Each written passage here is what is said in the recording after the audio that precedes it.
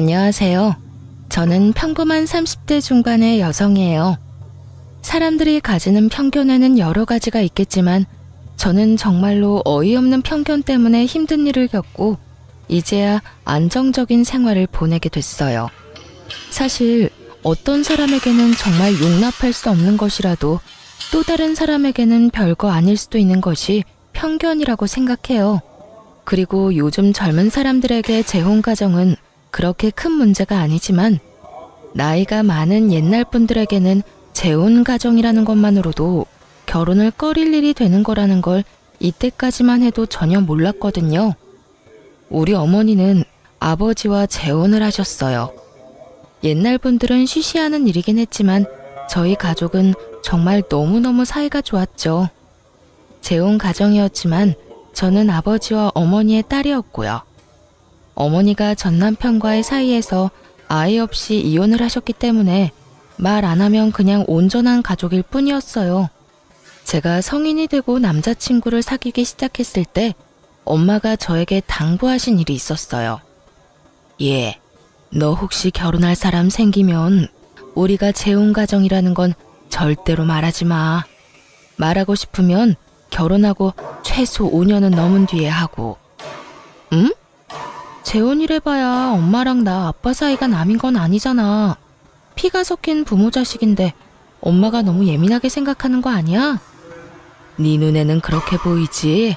근데 내 나이만 돼도 그걸 흉으로 보는 사람이 있어. 내가 그런 편견을 얼마나 많이 당했는지 아니? 지금이야 결혼도 이혼도 쉽다지만 그때는 이혼하고 재혼한다고 하면 마치 죄 지은 사람처럼 몰아갔거든. 그러니까 네 사돈 될 사람들이 어떤 분인지는 모르지만 네가 거기에 자리를 잡고 나면 이야기해. 이야기할 상황이 안 되면 그냥 영영 갖고 가도 되고. 솔직히 저는 이해가 가지 않았거든요. 옛날 사람들의 편견이라는 거 요즘에는 돌싱들도 TV 나와서 이혼 이야기 많이 하고 재혼 이야기 많이 하니까요. 그리고 막상 주변에도 이혼한 사람들이 꽤 있으니까요. 엄마 걱정을 전혀 이해를 못했죠. 하지만 엄마의 말처럼 생각하는 사람이 시댁에 있었던 거예요. 저는 평범한 회사원으로 일하다가 작은 가게를 하는 남편과 만났고 결혼식 날을 잡아놓은 뒤 임신이 확인된 케이스였어요. 그래서 남편의 가게 사정이 나빠졌을 때 결혼식을 미루기도 애매한 상황이 됐죠. 그때는 사업을 하던 시부도 갑자기 몸이 안 좋아 입원한 상태였고 사업 자체도 기울어져 가느라 시댁에도 돈이 많이 모자란 상황이었거든요. 곤란해하던 남편을 도와준 것은 바로 저희 엄마였어요. 김서방, 요즘 많이 힘들지? 아버지도 입원해 계시고 자네 가게 사정도 안 좋다고 들었어. 이걸로 일단 급한 불 좀 끄게. 친정엄마가 건넨 것은 카드였어요. 제 명의로 된 카드였지만 안에 들어있는 목돈은 어머니의 돈이었죠. 남편과 함께 안을 열어보니 8천만 원이라는 거금이 들어있었어요. 이거면 우리가 살 집을 희생하지 않고도 남편 가게와 시부 사업을 어느 정도 유지할 수 있는 돈이었죠. 그 통장을 받고 남편은 너무 고마워서 저희 어머니에게 연신 고개를 숙이며 감사 인사를 할 정도였어요. 그만큼 시부와 남편 상황이 좋지 않았거든요. 장모님, 이렇게 큰 돈을 너무 감사합니다. 나중에 어떻게든 이 돈 갚을게요. 감사합니다. 갚지 말라는 말은 안 할 거야. 사람 일이란 게 어떻게 될지 모르니까. 내 딸을 힘들게 하면 그때는 다시 다 돌려받을 테니까. 그리고 우리가 완전 남은 아니지 않은가? 자네 부친도 나와 친한 동네 오라비였으니까. 사실 친정엄마와 시부는 같은 동네에서 나고 자란 친한 오빠 동생 사이였어요. 거의 소꿉 친구였죠. 서로 결혼하기 전까지 연락이 됐었는데 결혼 후에는 연락이 끊겨버려 연락도 못했다고 했어요. 그간 어떻게 살았는지 모르다가 상견례 때 서로 알아보게 됐거든요. 그때 정말 다들 어안이 벙벙한데 두 사람은 너무 즐거워하면서 이야기하시고 그런 어수선한 분위기는 처음이었던 것 같아요. 하지만 그 인연 덕분에 결혼이 더 수월했던 것도 있었죠. 그리고 그 인연 때문에 친정엄마가 남편과 시부를 위해 돈을 마련해 준 것이기도 하고요. 감사합니다. 제가 와이프 고생 안 시키도록 노력할게요. 고맙네. 아, 그리고 한 가지만 더 괜찮을까? 지금 자네랑 자네 부친 상황도 좋지 않으니 예단 예물 같은 건 서로 할 처지가 못 될 거라 생각해. 자네도 지금 힘든 상황이고 우리도 어찌됐건 큰 돈을 지출한 상태니까 그건 그냥 안 하고 넘어가는 걸로 하는 게 좋지 않을까 해서. 그건 걱정 마십시오. 저희야 그렇게 해주시면 더 좋은걸요. 남편은 그간의 마음고생이 다 풀렸는지 확연히 좋아하는 얼굴로 저를 보며 싱글벙글 웃었어요. 얼마 전까지 돈 때문에 고생하던 사람이었으니 가뭄에 단비가 온 듯 좋았을 거예요. 그러면서 제 손을 꼭 쥐어주는 것을 보니 결혼도 크게 걱정 없을 것 같았죠. 남편과 함께 시부 병실에 가서 상황을 이야기해드렸어요. 저희 친정어머니가 도와준다는 말을 하자 시부가 어찌나 좋아하시던지. 아이고, 우리야 너무 고맙지. 고향 동생이 사돈이 되니 이런 덕도 보는구나. 예단 예물은 우리도 힘든 상황이었으니 서로 없는 걸로 하는 게 맞는 것 같고, 내가 그래도 며느리 복이 있네. 이렇게 복덩이 같은 며느리가 떡하니 들어오고 말이야. 우리가 노력해서 너한테 다 갚아주마. 다 아버님이 쌓은 덕이죠. 짠순이 저희 어머니가 돈 빌려줄 정도면 아버님과 얼마나 각별한 사이였는지 알 것 같아서 마음도 놓이고 힘들 때 도와드릴 수 있어서 다행이라고 생각해요. 저와 친정엄마를 좋게 봐주는 시부를 보면서 기분이 참 좋았어요. 이렇게 시댁과도 진정한 가족이 될 수 있을지도 모른다는 생각을 했거든요. 그런데 그때 시모가 말을 하더군요. 근데 여보, 예단 예물을 안 하는 건 좀 아니죠. 제가 사려고 생각해둔 것들이 얼마나 많은데요. 응? 살 게 뭐가 있어? 결혼식이 아들 결혼식이지 우리 결혼식이야? 그리고 예단 예물 같은 거 할 상황도 안 돼 우리가. 당신 뭔가 착각하나 본데 간 만큼 오고 온 만큼 가는 거야. 상대방이 분에 넘치게 이미 줬는데 무슨 헛소리를. 그럼 아들이 받아온 돈 중에 좀 떼주세요. 저도 체면 치레는 해야 할 것 아니에요. 세상 사람들이 얼마나 욕하겠어요. 며느리가 시집 올 때 아무것도 안 해왔다고. 안 해오긴 뭘 안 해와. 당신 그 욕심 좀 버려. 애들 결혼식으로 세간살이 마련할 참이야? 애들 건 애들 거야. 제발 이상한 거 생각하지 말고 우더런 되는 마음으로 얌전히 좀 있어. 나랑 아들 망하면 집에서 살림만 하던 당신도 다 같이 망하는 거 알지? 지금 당신 하는 짓이 말이야. 물에 건진 인간 살려줬더니 보따리 내놓으라고 어깃장 부리는 거랑 똑같은 거야. 제발 염치 좀 챙겨. 아니면 철이 좀 더 들던가. 어떻게 시어머니 될 사람이 이렇게 생각이 모자라? 시모는 작게 한숨을 푹 내쉬더니 저와 남편에게 눈길도 안 주고 병실에서 나가버리더군요. 사실 남편과 시부가 시모에게는 얼마 받았는지 절대로 이야기하지 말라고 신신당부했었거든요. 그 돈 보면 어떻게든 가져갈 거라고 거의 확신하는 조로 말씀을 하니 저도 아무 말 못했죠. 그러니 시모는 저희 엄마가 빌려준 돈이 그렇게 큰 액수라고 생각을 안 한 것 같더라고요. 여보, 미안해. 엄마가 나쁜 의도로 그렇게 말씀하지는 않았을 거야. 나중에 상황이 다 정리되고 당신한테 얼추 돈도 갚아나갈 때쯤 되면 엄마한테 다 말할게. 남편은 미안해했지만 남편이 미안할 일은 아니었죠. 시모가 너무 생각이 없는 거였으니까요. 아들 사업이 망해가는 거 충분히 알면서도 자기 속 챙기는 모습을 보여주니 아들도 남편도 그걸 못 믿었게 생각하며 진실을 알려주지 않고 있었으니까요. 그때 시모가 어떤 사람인지를 정확하게 느꼈던 것 같아요. 욕심이 많구나.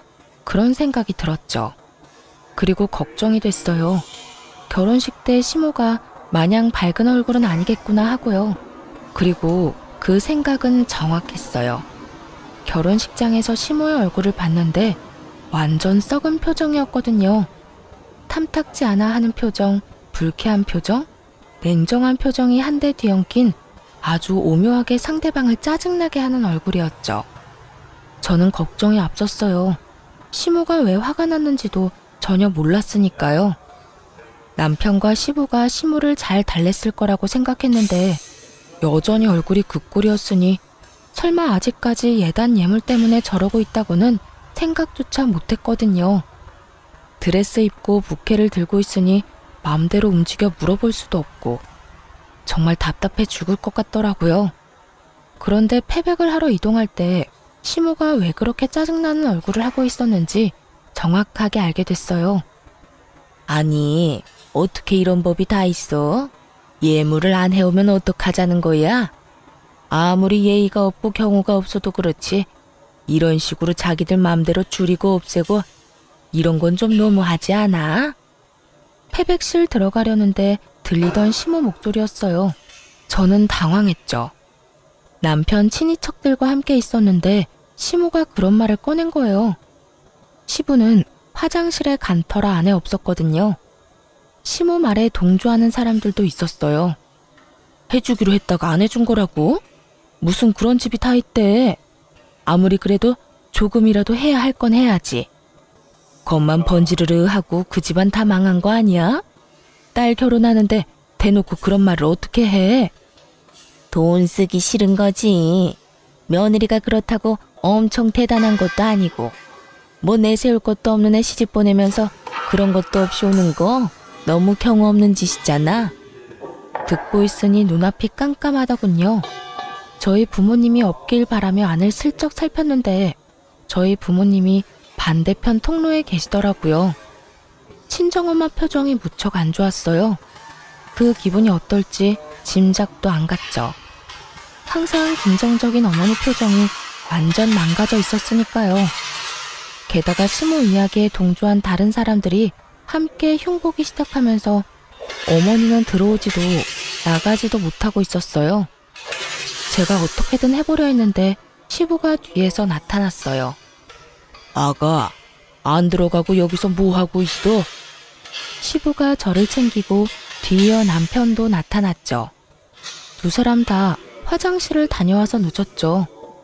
그런데 시부가 들어서는 순간에도 시모는 저희 친정 욕을 계속하고 있었어요. 오히려 저 들으란 듯 더 크게 말하더라고요.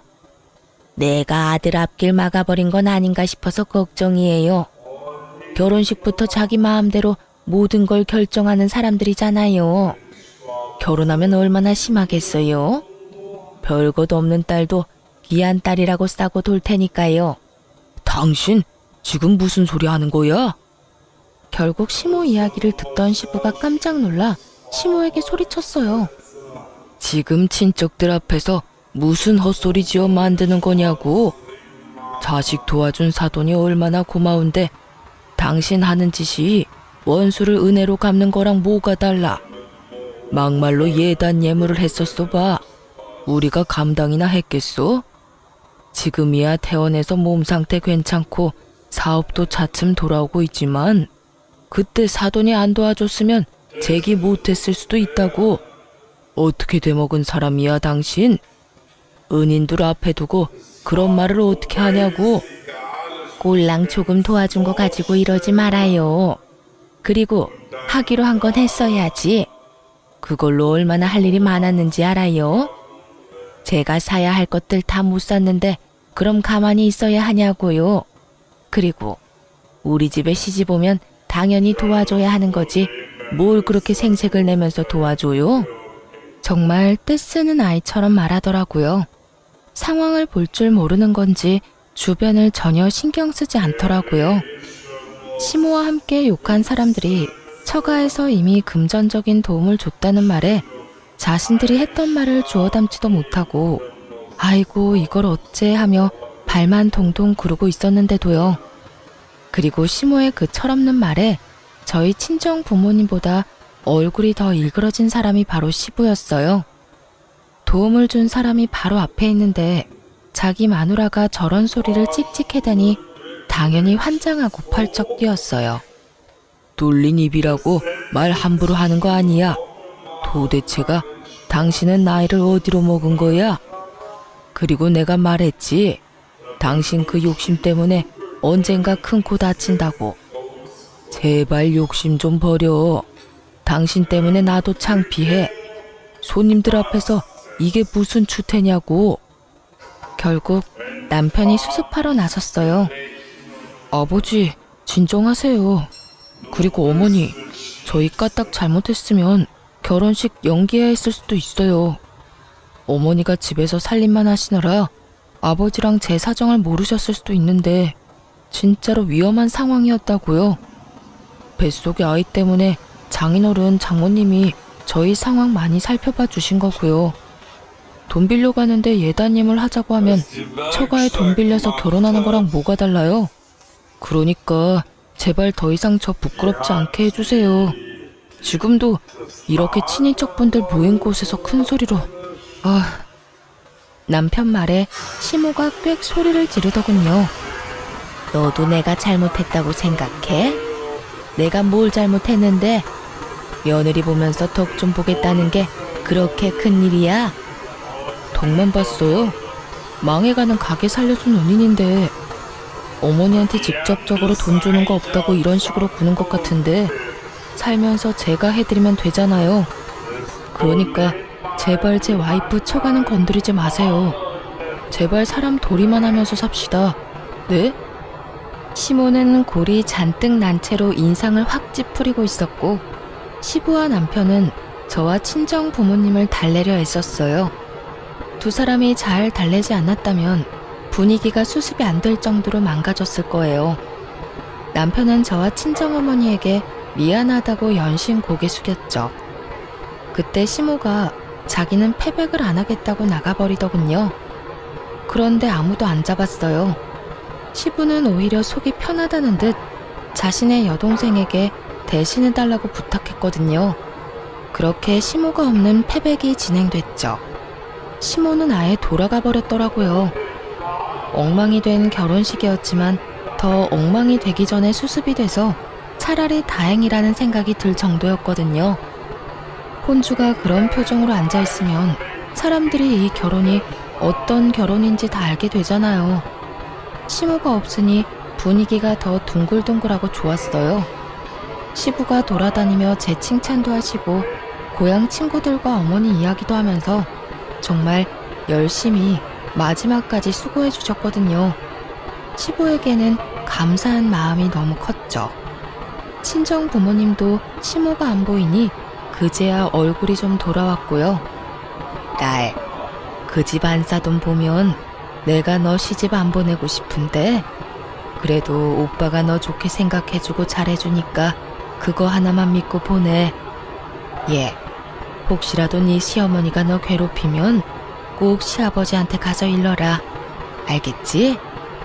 어른이 어른 같아야 말이지. 저런 어른도 우더른이라고 다 참아주면 너만 생고생이야. 아니다 싶을 때는 확실하게 시아버지한테 말해. 도와준 것도 있고 이 엄마 얼굴 생각해서라도 너한테 잘해줄 양반이야. 나는 너희 시모 가까이 하고 싶은 마음 없으니까 혹시라도 만나게 될 일 만들지 말고. 알았지? 정말 싫었던 건지 신신당부를 하더라고요. 그리고 며칠 뒤에야 저희는 시부모님 소식을 들었어요. 엄청 크게 싸웠다고 하더라고요. 완전히 사이가 틀어질 정도로요. 하긴 싸우지 않는 게 이상한 일이었죠. 남편은 그 결혼식 이후로 저한테 신경 많이 썼어요. 그런 거 아니더라도 원래 저한테 잘해주던 사람이었는데 더 신경을 많이 쓰더라고요. 스트레스가 아이한테 안 좋은 영향을 미쳤을까봐 걱정하며 발 마사지도 해주고 그래서 시모에 관한 건 좀 털어낼 수 있었어요. 남편이 최대한 시모와 마주치지 않을 수 있도록 해주겠다고 했거든요. 그 말 믿고 안심하고 있었죠. 그런데 남편이 막을 수 있는 것도 한계가 있더라고요. 시부와 남편 사업이 잘 풀리기 시작하면서 집안에 생기는 크고 작은 행사들을 시모와 제가 챙겨야 할 일이 생겼거든요. 그렇게 만날 때마다 남편은 자기 가게로 시모를 불러서 자기 보는 눈앞에서 제가 시모와 만나도록 해줬어요. 하지만 바쁜 시간대에 손님도 많으면 어쩔 수 없이 시모와 단둘이 만나야 할 일도 생겼거든요. 결혼식 이후로 오랜만에 본 시모는 생각보다 괜찮은 상태였어요. 대놓고 저를 싫어하는 기색을 내비추거나 냉랭한 느낌을 주지는 않았어요. 그래서 시부와 남편이 많이 달랬구나 싶었는데 그게 아니었더라고요. 예, 너 그 가방 예쁘네? 어디서 샀어? 제가 가지고 있던 가방을 보며 그렇게 말하더라고요. 신혼여행 다녀오면서 사온 거였거든요. 고가의 브랜드는 아니지만 애착이 가고 제가 딱 좋아하는 스타일이라 손이 많이 가는 가방이었죠. 아, 이거 신혼여행 갔다 오면서 하나 장만한 거예요. 그래? 그런데 너무 예쁘다. 이거 갖고 싶네. 그냥 놔주면 안 되니? 손에 칼만 안 들었다 뿐이지 이건 거의 날강도나 다름없었죠. 실실 웃으면서 달라고 말하는 시모를 보니 이거 안 되겠다 싶더라고요. 제가 웃으며 말했죠. 어머님, 제가 남편한테 말해둘게요. 그럴 거 뭐 있니? 그냥 걸친 거 주면 되는데. 너 설마 내가 결혼식 때 그랬다고 나한테 아직까지 악감정 가진 건 아니지? 설마 그럴 리가 있겠어요. 그렇지만 이건... 너 우리 집에 시집 올 때 나한테는 아무것도 안 해준 거 알지? 그런 거 생각하면 이 정도는 그냥 줘도 되는 거 아니니? 시모가 아주 단단히 벼르고 있던 모양이었어요. 제가 거절할 것 같은 뉘앙스를 풍기자 바로 그런 식으로 말하더라고요. 저는 일단 알겠다고 이야기하고 시모에게 넘겼어요. 비싼 것도 아니고 세상에 하나뿐인 것도 아니고 이걸로 시모 마음이 풀리면 그걸로도 괜찮겠지 하는 마음에 한번 준 것이었는데 그 뒤로 계속 그런 요구를 하더라고요. 남편에게 말했더니 남편이 바로 시모에게 전화해 말했어요.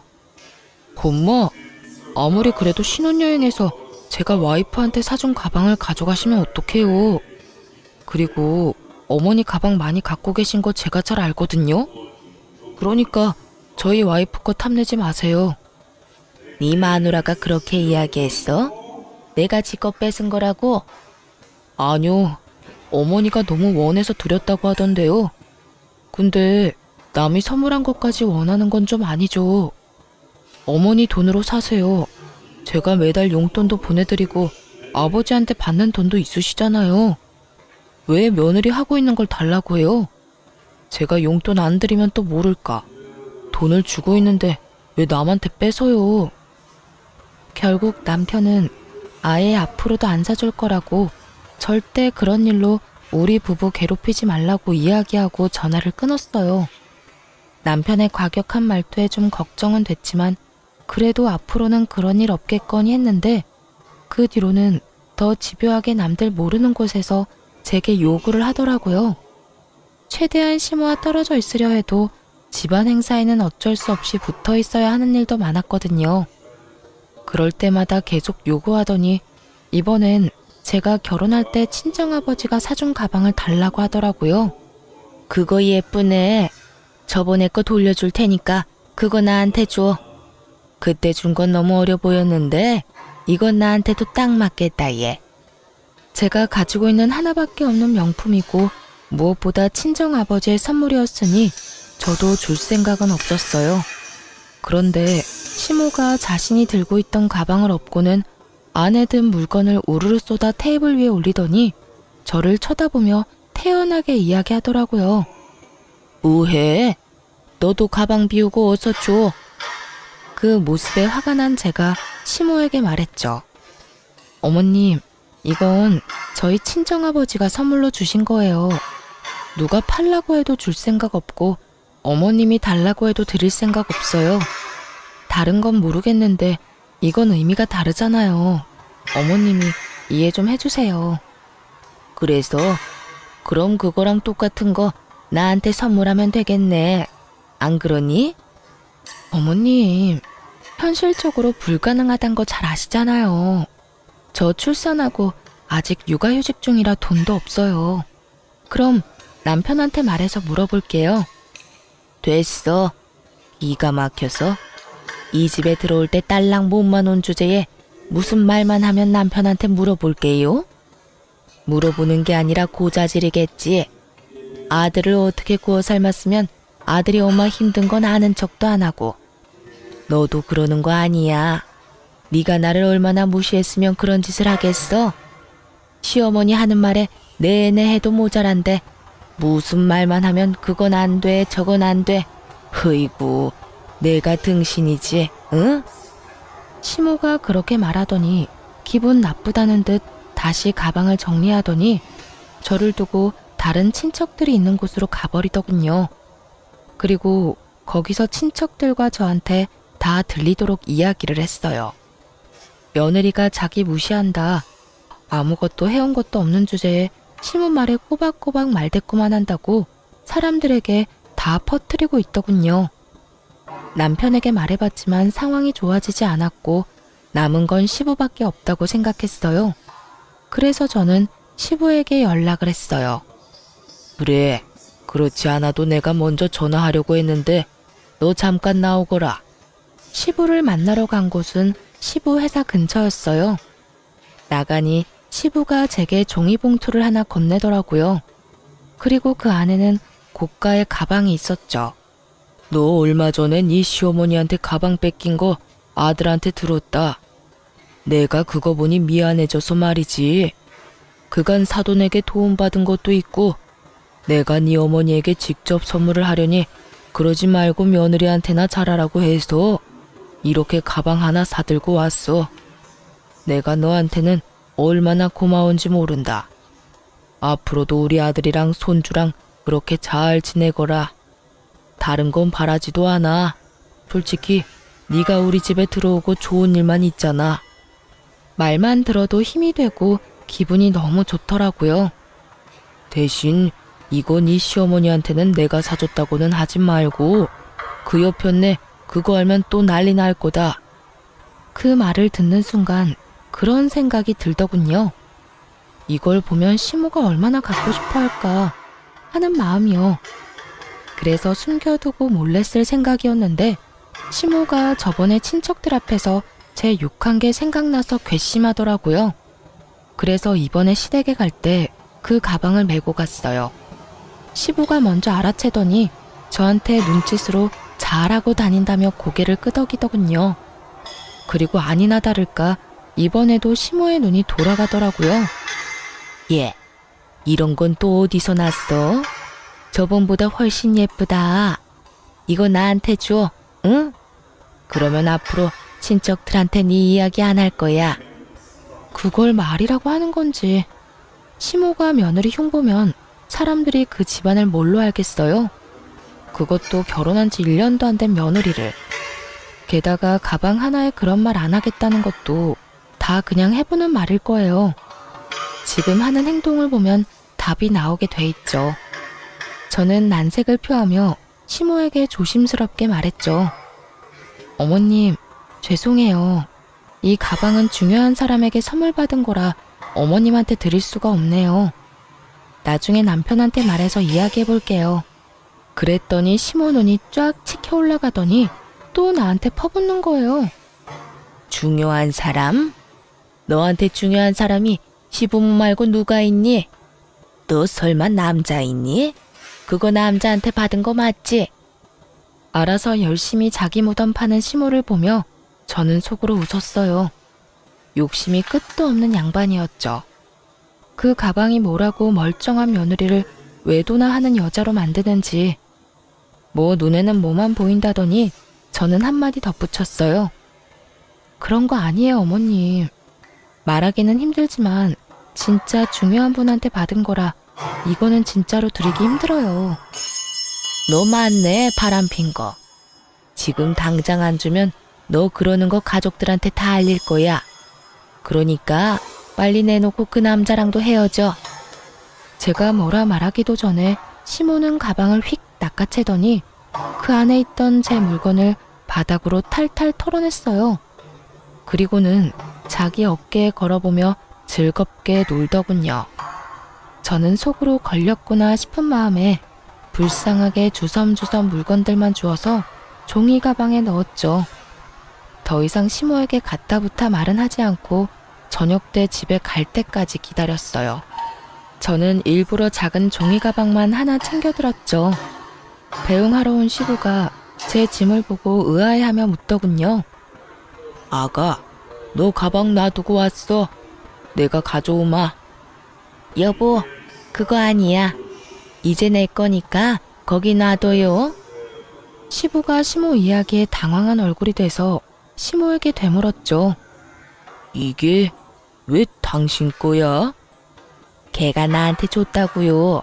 자기 불리해지는 거 싫으니까 바람 피우는 거 나한테 들켜서 내가 눈 감아주는 조건으로 그거 받은 거란 말이에요. 혼자 소설 쓰던 시모를 보며 시부가 황당한 얼굴로 되물었죠. 바람을 피워? 네, 그 가방 바람 피운 사람한테 받은 거라고요. 뭐라는 줄 아세요? 중요한 분한테 받은 거랍니다.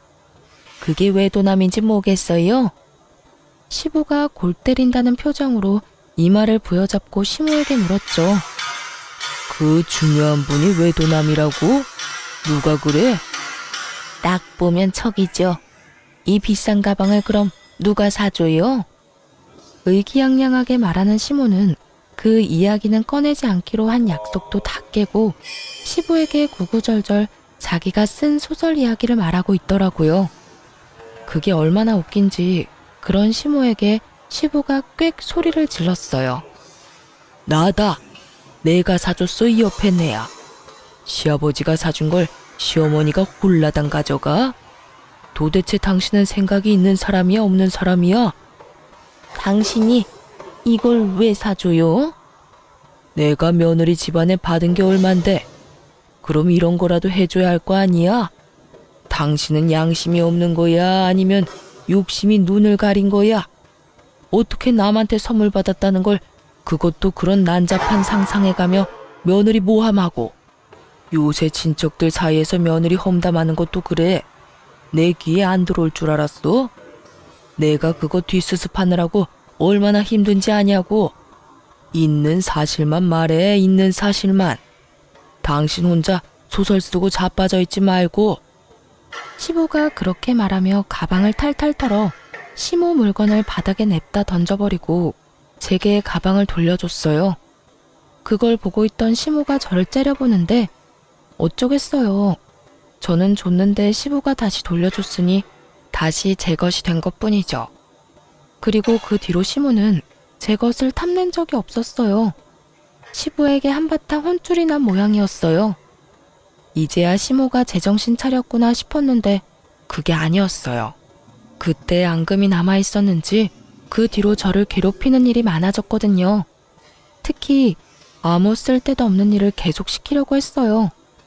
남편이 거의 막아줬지만 남편도 못 막는 일이면 무조건 트집 잡아 사람을 혼내고는 했어요. 게다가 하루 만에 다 할 수 없는 일을 시켜놓고 제대로 못하면 친정 부모님 욕을 엄청 했거든요. 그러다 정말 제대로 시모와 붙은 적이 있었는데 그게 바로 김장 때였어요. 보통은 친정이나 시댁에 가서 김장을 하는데 시모는 시댁에 오지 말고 저희 신혼집에서 김장을 해서 시댁 먹을 것까지 해서 가져오라고 하더라고요. 너무 양도 많고 힘드니 친정엄마한테 연락했죠.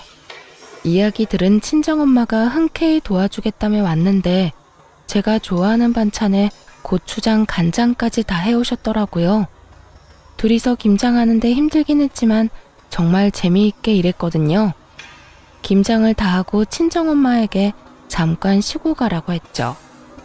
안방에 들어가 엄마가 쉬는 동안 저는 바깥에 정리하고 있었는데 갑자기 현관문 비밀번호 누르는 소리가 나더니 곧 시모 얼굴이 보였어요. 어머님, 무슨 일로 오셨어요? 제 물음에 답도 않고 시모는 제 얼굴에 다짜고짜 종이를 확 뿌려대더라고요. 날리는 종이를 보며 당황한 표정으로 이게 무슨 종이인가 싶어 주었어요. 그런데 그 사이에 거실로 들어간 시모가 다 만들어 놓은 김장김치 뚜껑을 열더니 거실에 패대기 치는 거예요. 너무 당황한 제가 소리를 질렀죠. 어머님, 이게 무슨 짓이에요? 무슨 짓? 무슨 짓은 너랑 너희 집이 했겠지. 너 이혼 가정인 거 왜 말 안 했어?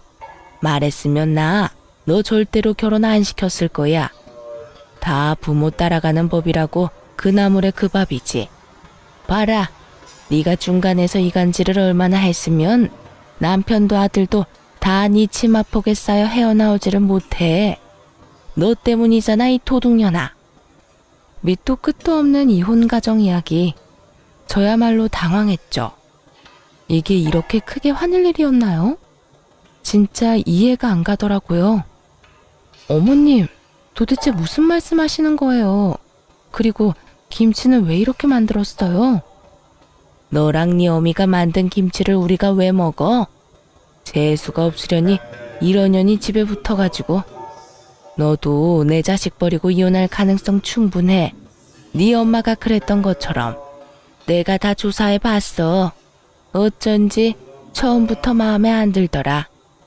자기 마음대로 모든 걸 다 하려고 한 것도 그렇고, 매번 남편 시아버지 내세워서 일 처리하려고 하는 것도 그렇고. 너 네 엄마한테 그렇게 배웠어? 어른한테 그런 식으로 하라고 배웠냐고? 저희 엄마 욕하지 마세요. 어디 가서 그런 소리 들으실 분 아니에요.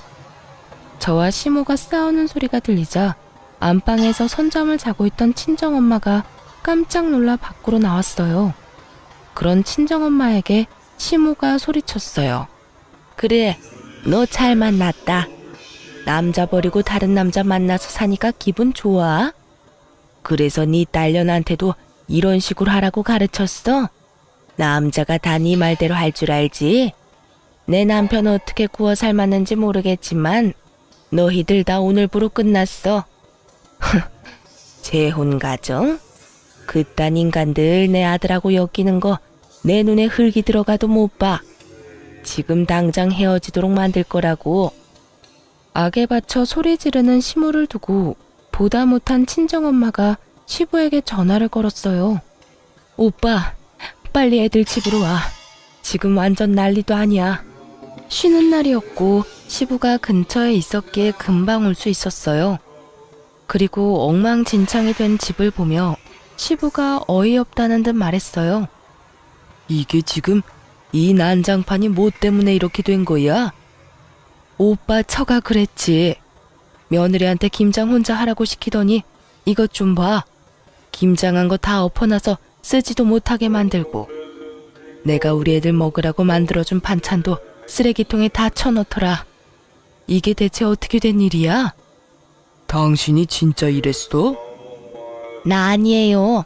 저 사람들이 거짓말하는 거지. 어머님, 거짓말하지 마세요. 저희 집에 아기용 홈캠 달아놔서 그 상황 다 찍혔거든요. 제 말에 시모 얼굴이 하얗게 변했어요. 이렇게 큰 사고를 쳐놓고 발뺌으로 넘어가려고 하다니 도대체 생각이 있는 사람인 건지 없는 사람인 건지. 그렇지만 시모는 개의치 않고 시부에게 붙어서 말하더라고요. 내가 한 거긴 한데 이 사람들 믿을 만한 사람도 아니야. 세상에 당신 고향 친구라는 저 여자도 재혼 가정이더라고. 그것도 우리한테 속이고 결혼까지 했잖아요. 내가 여태껏 사돈 얼굴 봐서 도와주고 참아준 건데 이게 도대체 무슨 꼴이냐고. 우리가 왜 저 여자한테 뒷조사까지 당해야 해? 내가 이혼하고 재혼한 게 그렇게 나쁜 일이야? 그게 뭐가 그렇게 잘못했다고 여기서 이 난리야. 그리고 그런 것 때문에 화내는 것도 아니잖아. 결혼할 때 그 예단 예물 안 해온 걸로 그렇게 괴롭히더니 애가 가지고 있는 물건을 뺏으려고 하질 않나. 그러더니 이번에는 하다 내 결혼 생활로 애를 괴롭혀?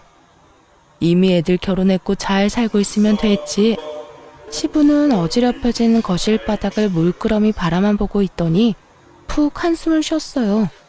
그리고 여전히 의기양양하게 서 있는 시모에게 말했죠.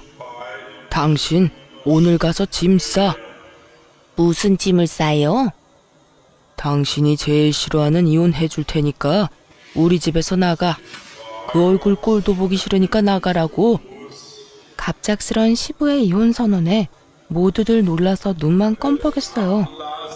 그게 무슨 소리예요? 화난 거 알지만 그런 이야기는 장난으로도 하면 안 되죠. 누가 장난이래? 내가 장난치는 걸로 보여? 이 집안이 당신 때문에 하루도 조용할 날이 없어. 내가 당신이랑 결혼하고 나서 매번 했던 말 있지? 제발 욕심 좀 줄이고 살라고. 며느리 들어오더니 더 심해졌잖아. 그럼 며느리를 내보내야지 왜 날 내보내요? 그럼 자식 새끼 늙어 죽을 때까지 호래비로 만들 셈이야? 아니면 우리 집 대 끊기게 만들려고? 나가려면 당신이나 나가. 싫어요. 못해요. 안 나갈 거라고요. 어떻게 몇십 년을 같이 살았는데 이런 식으로 이혼을 하자고 해요? 이혼 못해? 그럼 며느리랑 아들 일에 앞으로 입도 뻥긋 하지 마. 그거 지킬 수 있으면 이혼은 안 할 거야. 그건 말도 안 되죠. 제가 시어머니인데 우도른인데 애들한테 말도 못하면 그게 무슨 어른이에요? 그래? 그런데 어쩌나 우리 애가 결혼할 때 사돈한테 빌린 돈이 있어. 그걸 지금 당장 갚으라고 하면 못 갚거든. 당신이 갚을 생각 있어? 그럼 애들 이혼시킬 수 있는데. 제가 갚을게요. 끼케야 몇백이겠지. 꼴랑 입원비 빌려주고 여태 생색내는 것도 웃겼으니까. 몇백? 이 여자야 자그마치 8천만 원을 빌렸어. 8천만 원. 당신 갚을 수 있어? 어? 8천만 원이요? 그제야 우리가 빌려준 돈이 얼마인지 알게 된 시모가 아무 말도 못하고 눈치만 살살 보더군요. 그러더니 도리어 인상을 쓰고 꽥 소리를 질렀어요. 그럼 미리 말해줬어야죠. 내가 여태 몰랐으니까 그랬지. 그만큼 큰 돈 빌려줬으면 내가 이런 식으로 했겠어요? 그 큰 돈 액수 말해줬으면 당신이 또 쓸데없는데 돈 쓴다고 돈 내놓으라고 뗐었겠지. 예단 예물에 쓰겠다고. 내가 당신을 몰라? 나만큼 당신 잘하는 사람 없어. 그리고 당신 생각도 진짜 나쁜 거야. 돈 많이 빌려주면 아무 소리 안 하고 돈 적게 빌려주면 큰 소리 뻥뻥 칠 거야? 도대체 어디서 배워먹은 거야 그런 논리는? 적은 돈이든 큰 돈이든 빌려준 사람은 다 고마운 사람이야. 도와준 사람한테 이런 식으로 은혜를 원수로 갚는 건 대체 어디서 배워먹었어? 당신 어머니가 그렇게 가르쳤어? 시모가 저에게 했던 말 그대로 시부가 시모에게 돌려줬어요. 당신 어머니가 그렇게 가르쳤냐는 그 말이요. 그 말 듣는 순간 시모 얼굴이 확 굳는 걸 봤어요. 그렇지만 결국 시부 말에 아무런 대꾸도 못했던 시모는 시부와 결국 이혼 절차를 밟게 됐어요. 시댁 가족들은 드디어 터질 게 터졌구나 하는 반응이었어요. 사실 시모의 철없는 행동으로 그간 시댁 식구들이 뒷수습한 적이 많았다고 하더라고요. 생각 없이 말 내뱉는 거랑 사실관계 알아보지도 않고 소설 지어내서 말하는 거. 그리고 남의 것 욕심내는 것까지. 그래도 가족이라고 여태 끼고 살았던 것 같은데 결국은 이렇게 갈라서게 된 거죠. 그런데 시부와 시모의 이혼은 이상한 곳으로 불똥을 튀게 만들었죠. 하루는 신우가 눈물을 흘리며 남편을 찾아왔더라고요. 오빠, 그 사람이 나랑 파혼하자고 했어. 어떻게 하면 좋아? 신우는 남편보다 5살 어린데 시부와 시모가 이혼하기 전에 한번 보러 왔었거든요. 그때 날 받아놓고 결혼식 기다리고 있었는데 중간에 시부와 시모가 헤어졌잖아요. 그것 때문에 상대방 부모 쪽에서 말이 많았었던 것 같더라고요. 이혼 가정은 싫대, 그 사람 집에서. 결혼하기 전에 무슨 이혼을 하냐고. 얼마나 콩가루 집안이면 딸 결혼 앞두고 이런 짓 저지르냐고. 그 사람 부모님이 엄청 난리였어. 이게 내 잘못이야? 왜 내가 이런 불행을 겪어야 하는데. 내가 겪으니까 언니가 얼마나 힘들었을지 이제야 이해가 가. 시모가 저를 반대했던 입장 그대로 그쪽 집안에서 신우를 반대했으니 신우가 제 심정을 이해하고도 넘쳤던 거죠. 그런 신우를 달래줬어요. 아가씨, 누구 탓도 아니에요. 아가씨 탓은 더더욱 아니고요. 남자친구는 뭐래요? 부모님 말씀 따른다고 해요? 걔는 무조건 부모님 말씀 들어야 한다는 의견이라 보수적인 건지 마마보인 건지 진짜 못 참겠어요. 엄마는 도대체 왜 그런 짓을 했어요? 제가 결혼할 때까지만이라도 얌전히 있어주면 됐었잖아요. 아무래도 안 되겠어. 엄마한테 따져야겠어. 결국 신우가 그 자리에서 시모에게 전화를 걸었어요. 엄마, 지금 내가 무슨 꼴 당했는지 알기나 해? 지금 하하호호 즐겁게 있을 때가 아니라고. 나 파혼당했어. 엄마 때문에. 아니, 엄마는 왜 이상한 짓을 해가지고 아빠한테 이혼까지 당한 거야? 엄마가 제대로 행동했으면 아빠한테 이혼당할 일도 없었잖아. 대체 왜 그런 짓을 해서 내 인생을 망쳐? 그리고 나까지 이혼 가정이라는 이유로 파혼당할 일도 없었고. 엄마가 내 인생 조져놓은 거야. 아냐고. 예, 그게 무슨 소리야? 네가 왜 파혼을 당해? 엄마 아빠 이혼했다고 파혼당했다고. 엄마가 다 책임져. 책임지라고. 내 인생 어쩔 거야? 신우는 시모 탓을 하며 시모에게 악담을 퍼부었어요. 아니, 이혼한 게 네 탓도 아닌데 왜 결혼식에 그딴 이상한 이야기를 들먹여? 그 사람들 제정신이니? 시모 말에 마시던 차를 내뿜을 뻔했어요. 자기도 그 이상한 논리로 저희 부부를 갈라놓으려 한 사람 중에 하나였으면서 저런 말을 할 수 있다니. 하긴 그때는 본인도 이혼녀가 될 수 있을 거라고 생각조차 못 해봤을 테니까요. 엄마, 앞으로 나한테 연락하지 마. 엄마가 내 인생 망쳐놓은 거 나 절대로 못 잊어. 엄마랑 인연 끊고 엄마 없는 사람으로 살 거야. 예, 너는 나한테 그러면 안 되는 거야. 내가 너희를 어떻게 키웠는데? 그러지 말고 이 엄마가 어떻게든 되돌려 보마. 그러니까 이런 식으로 감정적으로 굴지 말고. 여보세요? 여보세요? 다 늦었어. 시모 말이 끝나기도 전에 신우가 전화를 끊어버렸어요. 그 뒤로도 시모가 계속 신우에게 연락을 했지만 신우가 연락을 받지 않았다고 하더군요.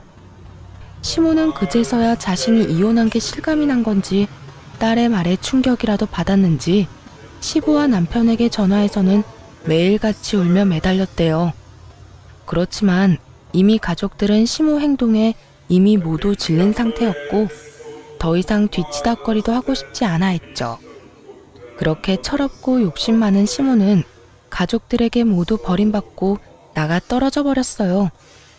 나이가 들면 가족이 제일 좋다는 말이 있죠.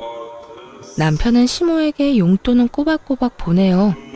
그렇지만 만나지는 않아요. 그것도 애들 데리고는 절대요. 시모가 저와 친정어머니에게 한 짓을 보고 애한테 나쁜 생각이라도 심을까봐 걱정된다고 말할 정도거든요. 남편은 그때 시모가 저희 거실에 김치 다 뿌려놓은 홈캠 영상을 보고 완전 분노했었거든요. 남편이 가서 시모에게 따진다는 거 시부가 이미 다 해결했다고 말리느라 그날 정말 고생했어요. 시모도 그런 식으로 아나무인으로 굴지 않았다면 적어도 남편과 척지고 살지는 않았을 텐데요. 자기가 뿌린 씨를 알아서 거둔 거죠. 시모도 이제 어르신 소리 들을 나이니 나이 먹으면서 제발 철도 같이 들었으면 좋겠네요. 이제 와서 너무 늦기는 했지만요.